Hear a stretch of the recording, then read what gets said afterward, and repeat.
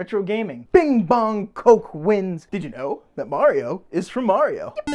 Let's talk about retro games. What is a retro game? You see, simply, it's a game that's really old. And I'm not talking old like Call of Duty Advanced Warfare old, I mean ancient. Like if these games were people, they might as well be dead. That's right, I'm talking like 30 years old or older. Do they even let you vote anymore at that point? I'm pretty sure they don't. Technically, a retro game doesn't have to be that old.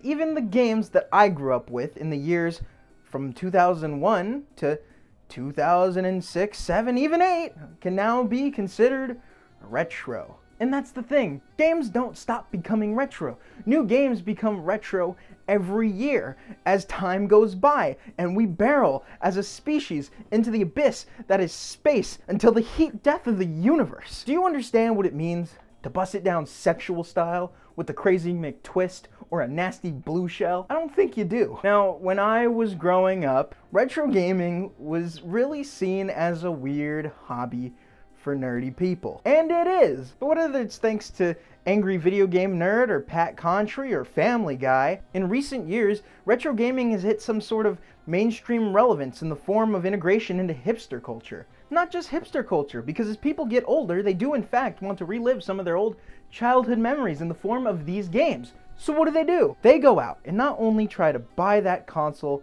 from some greedy man on eBay, or let go or offer up, but they also try to buy a lot of the games that they also played at the time. This has become so prevalent that there are even now dedicated stores to giving you that little pump of nostalgia. They're not everywhere, but they're around. But buyer beware, because these games are no longer manufactured. So a heavy premium can come not only from the people who want to already buy these games and play them, but also people, weird nerds, want to collect these games for archival purposes. Also for that thing that makes the world go round, money. That sweet resale value. If you want something from your childhood, there is definitely somebody out there who's willing to sell it to you for the right price, of course. This has led to some less common games going for way more than they were originally priced at. Originally $50, nothing special, just another Mario game. Boom, 70 to 100 bucks. eBay, check eBay, watch that. That's disgusting. Ew. Well, that's okay, I'll just buy it on my new console, right?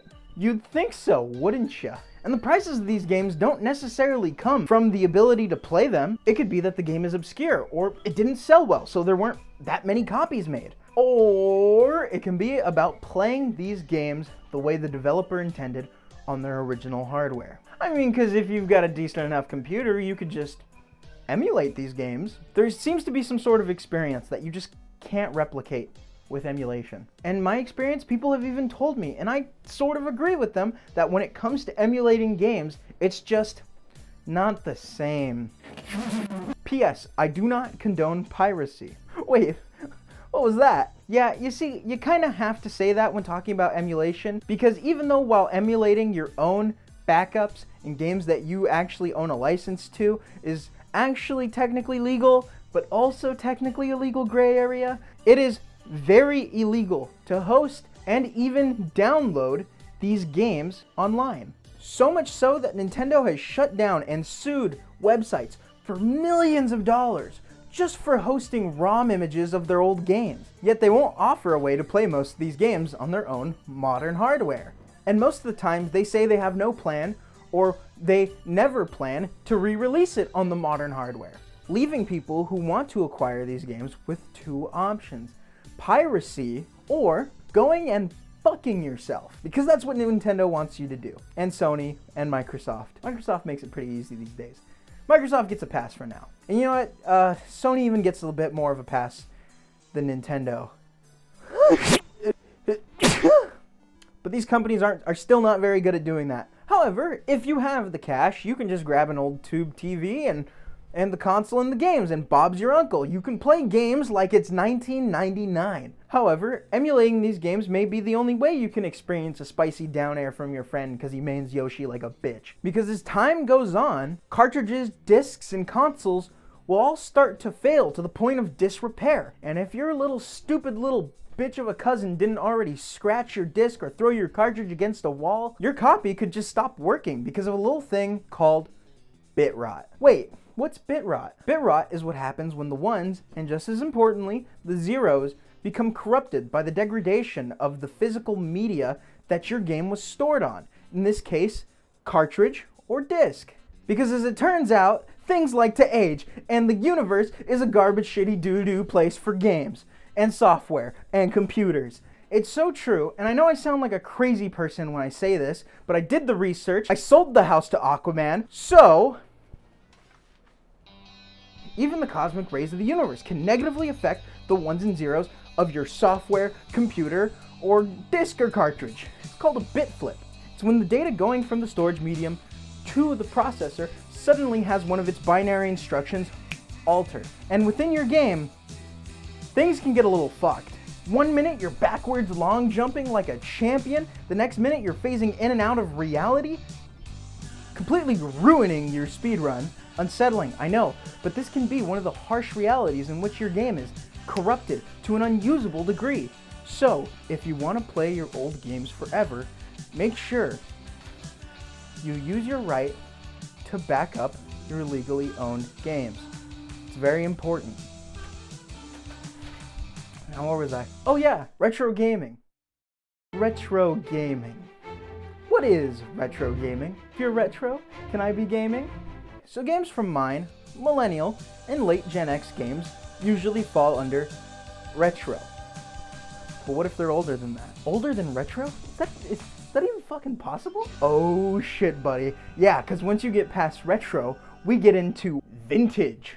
Now, what kind of people are playing vintage games? You know, those little Space Invaders, Combat, Vanguard, Yar's Revenge? Well, this kind of person uses their Dreamcast to play Sonic Adventure. And someone who looks like this plays vintage games on their Commodore 64. These are vastly different markets, even though they occupy a lot of the same spaces. And if I'm being completely honest, the vintage market kind of has one foot in the grave, no matter what LGR tries to tell you. Sorry, unfortunately we didn't grow up with literal basic programming instructions inside of our algebra textbooks. I don't even know what the fuck a checksum is. Replace the 6502 CPU on your main board. What the fuck did you call me? Hello world? More like hello depression. I can't replace a resistor on my computer's motherboard. I'm too busy being aware of my mental health.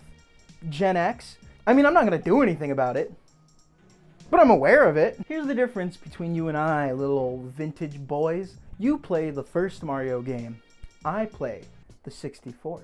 But to wrap it all up, retro gaming is such an important part of gaming, not only because it's fun and about history and learning about where games had to go in order to get from here to there. And also, it's that word. What's on the tip of my tongue? What is it? Oh yeah, nostalgia. It's nostalgic. It's a pain that is so great it cannot be ignored. You know, the pain of never being able to beat that last level in Ninja Gaiden 1, 2, and 3. So why don't you go ahead and plug in that red, yellow, and white cable right on into that old TV. Go have yourself a good old time. You won't regret it, but your wallet might. Oh, I thought I ad-libbed that. No, I wrote that. That's cool. All right, yeah, no. Subscretro Gaming. Goodbye. Thank you.